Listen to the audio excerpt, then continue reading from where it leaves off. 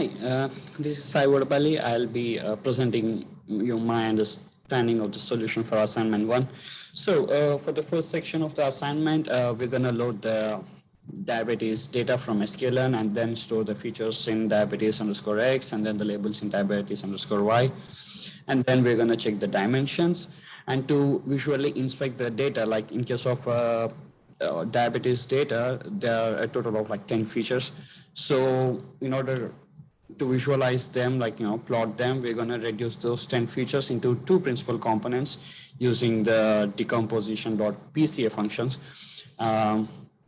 So now getting into the code, we first imported the library that we're going to need to plot, to run this code.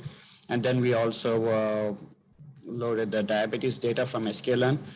And when we are loading the diabetes data, we set return xy as true. So when we set return xy as true, it's going to return a tuple with two-dimensional array. So the first one will be the features, and the second array will be with the label. So what we're going to do is we're going to load the first element of those arrays into diabetes X, which means we're going to load the features into X, and then the one, which is the second array, we're going to load into Y, which are the labels. So then we're going to print the shapes. So like I said, diabetes X, which are features, there are like 10 features and a total of 442 data points. And then for each data point, there is a label for each. So there are like 442 labels. And then I also printed out the first array in the features, the 10 features of the first label. So we're going to come back to that later. So then the second, we're going to reduce, like I said, we're going to reduce the high dimensional data into a two-dimensional data. So in order to do that, we're going to import decomposition. And then by implementing this function for diabetes X, where we are specifying the n component should be 2. So that means whatever the features we had, like it doesn't matter how many number of features we had, it's going to reduce into two principal components. So we set it to 2 here. So it's going to reduce those 10 features to 2 principal components. So once we did that, I printed out the shape for the two-dimensional features data. So here we could see it's 442 data set points with only 2 principal components. So in order to provide exact thing what's exactly happening here, like I said, so initially when I printed out the first column, the first column of the diabetes 6 data, there were like 10 features. So once we applied the decomposition here, it reduced into 2 principal components. So that given comes out as these 2 values. So those 10 features are converted into 2 principal components. So now what we're going to do is we're going to use the matplotlib to print this X2D data. So in order to do that, we need the matplotlib, which we already imported library. And then I'm going to set it the figure size to 8 by 6 inches, in the ratio of 8:6. And then the DPI dots per inch would be 100. And then I'm using plot.scatter to plot the components in X2D of the 0 and the first column with respect to the second column. So, and then I'm labeling my X label as principal component 1, Y as principal component 2, and then title, I had it as figure 1 visual inspection of the data set. So when I run this code, this was my output, this was the output data. So here we could see principal 1 components and principal 2 components that are plotted at.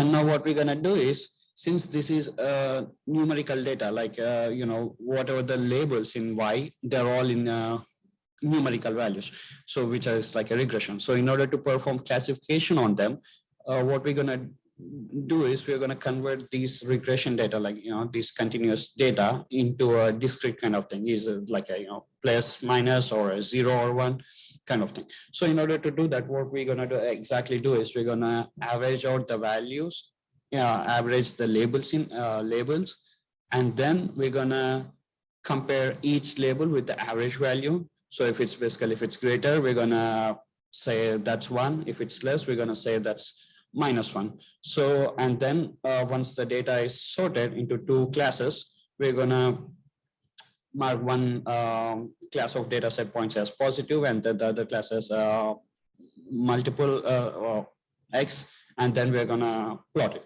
So to do that,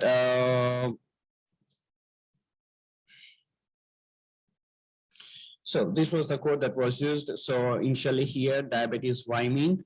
So np.mean calculates the average value of all the labels, or the average value of all the values in the diabetes Y, which are the labels. And then we're going to classify into 2. So Y binary, it's going to classify, okay, so if the value is greater than, if my label 1 value is greater than the average value, it's going to give it as 1. If it is less than, it's going to give it as -1. So, and then that stores into Y binary. So now when I say print Y binary, it printed out all the information, like all the elements in the Y binary. So here, as we see, -1 indicates all the values which are less than the average value, and then the +1 indicates values which are higher than the average or the mean value. Then to plot that again, so we are setting up the figure size in the ratio of 8:6, and then the DPI is 100, and then we're going to use same plot.scatter function, and then we're going to set the marker here as positive for the class of +1 for the values of +1, and then for -1 we're gonna set the marker as X.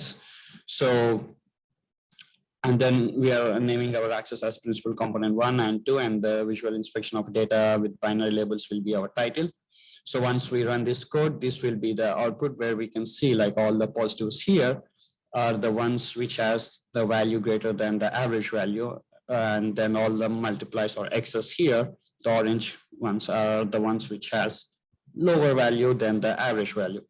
So once we do that, so now we got like 2 classes. So once we do that, now we're gonna split the data into train, test, and split. So in the question, it was asked to split the data in 6:2:2. So to do that, we're gonna import the library train, test, split one from sklearn. So once we do that, this is the syntax. So in order to split in 6:2:2, so 6 will be your training data, 20%, 60% will be your training data, 20% will be your validation data, and 20% will be your testing data. So to do that, this is my syntax. So I'm X train, X remaining, Y train, and Y remaining, and I'm going to use train, test, split, diabetes of X, Y, and I'm specifying my train size as 0.6. So what it's going to do is it's going to use 60% of the data and store it in X train and Y train, and the remaining 40% of the data is stored in X remaining and X rem and Y rem. And then, so from the remaining data, which is 40%, I'm going to need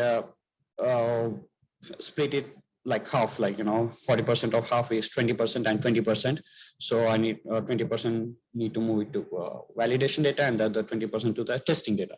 So to do that, same. So I'm going to use the same code, xtest, xvalid, and ytest, yvalid and ytest, sorry, and then use the train test split of X remaining. So whatever the data that was remained after training, so I'm going to use that and then split it into half. So 40% of that, and so 40% of the data, I'm splitting it into half. So 20% of the data will go to a validation set, and the other 20% of the data will go to the testing set. So I'm printing, so by using the print function, we're going to print the shapes of train, valid, and test sets. So as we can see, 442, 60% of the 442 came out to 65. And then the remaining, which was 160, 90, 180, 179, was split into half, 88 and 89 here. So it cannot take decimals either, it would be on this or that. So one got 88 and the other got 89 samples. Data points. So this is how the data was splitted in 6:2:2 ratio for test for train, validation, and test. The second section of the assignment one, bias variance trade-off, we are gonna generate the data using the code provided, and then once the data is it's going to generate 75 samples. Once the 75 samples of data was generated, we're going to use those. I mean, like, we're going to split the 75 samples into 50 samples for training purposes, and then the 25 samples for the testing purposes. And then we're going to perform the linear regression model, and then using the training samples that we had, we're going to used to train the model. And then since this is a linear regression, it's gonna perform, it's gonna split the data using a straight line. So we're gonna calculate, we're gonna print the coefficient and the intercept, which is theta naught and theta values for the split line. So to do that, so here we used generate data function. So we defined a function here and used the code that was provided to generate the data x and data y.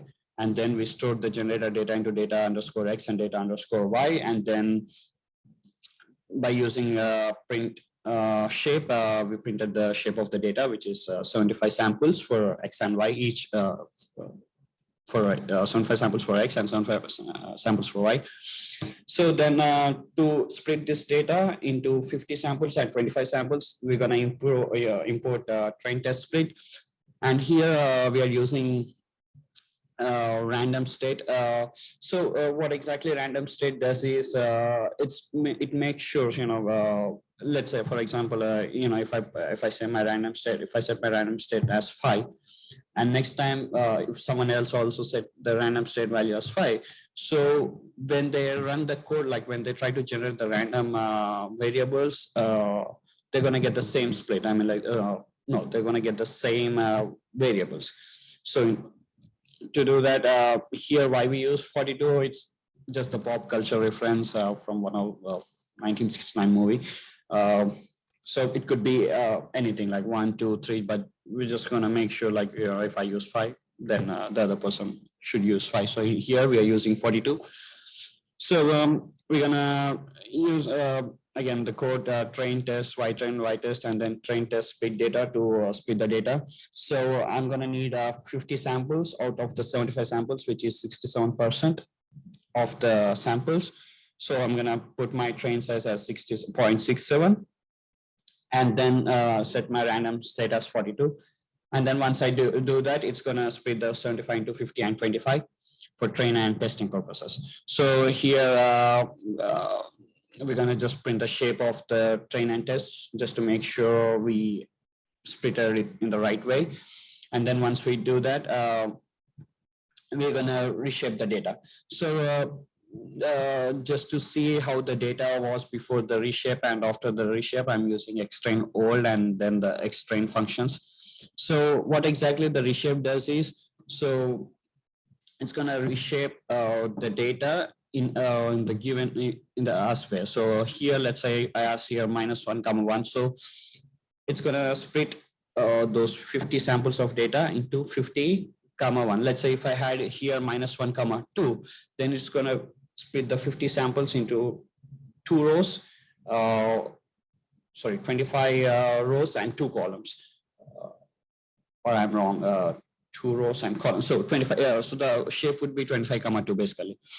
So -1 will ignore the dimension, and then the other specified value will be, your specified value. Let's say I cannot use 2 -1s in the reshape function. So once we perform the reshape, then we're gonna check the shape of the reshape data.